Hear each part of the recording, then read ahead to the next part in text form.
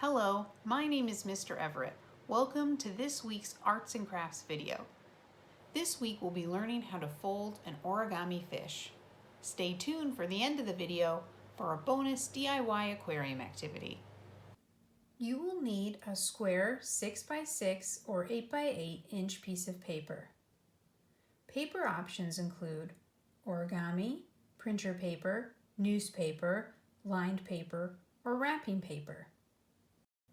Today we're going to make an origami fish. Let's get started. You're going to take your square piece of paper. If it is single-sided in color like mine is, you're going to want to start with the white side up. We're then going to take the bottom edge and fold to the top edge so that the two corners meet. The corners on the bottom, and we're going to crease all the way across. Then we're going to unfold. Then we're going to rotate our paper 90 degrees. And we're going to take the bottom edge and we're going to fold it towards the top edge so that the corners meet. But instead of creasing all the way across, we're just going to make a small indent on the right and then unfold. We're then going to take the bottom edge and we're going to fold to that indent we just made.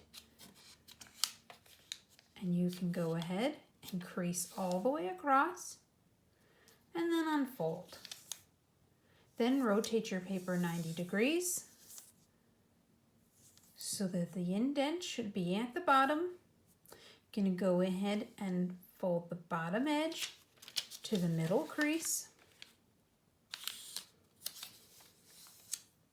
And you're going to crease all the way across. Then you're going to rotate your paper all the way around. And you're going to fold the bottom edge to the middle and crease all the way across. Next, you're going to rotate your paper 90 degrees, flip it over, and you should see these two squares created by your creases. We're going to take the bottom left corner and fold it into this middle crease so that we should have a triangle. Then we're going to do that to the other side. And we should have two small triangles with this point at the bottom. You're going to go ahead and unfold, rotate this all the way around so that your new creases should be at the top. You're going to flip it over so that your paper should be able to unfold. And you're going to see that our creases have created this triangle with the point at the top. Go ahead and take your finger on that point and pull it towards you. You'll notice the creases we've made have allowed it to fold down. And then you're going to push each side all the way down so that we have a triangle shape on the top with a point at the top. You're then going to go ahead and rotate this paper 90 degrees. And you'll notice we have two flaps. We're going to take the bottom flap with the bottom edge, the far left corner, and we're going to fold that in to the middle so that we should have another small triangle. You're going to then take that flap and fold it towards you, crease it down.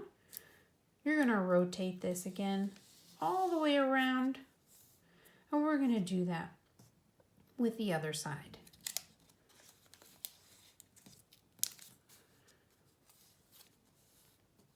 With the two flaps folded down, this edge should resemble the shape of a fish's tail.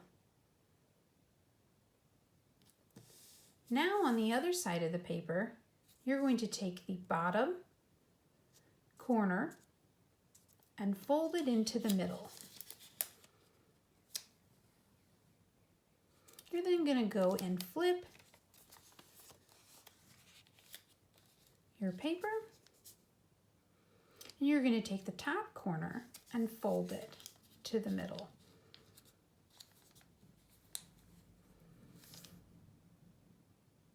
you will have this triangle shape you've created. And the point of the triangle that meets the middle of the paper, you're going to fold back toward the edge so that you should create a small triangle. Then take the point of that triangle and separate the paper so that you get a little pocket.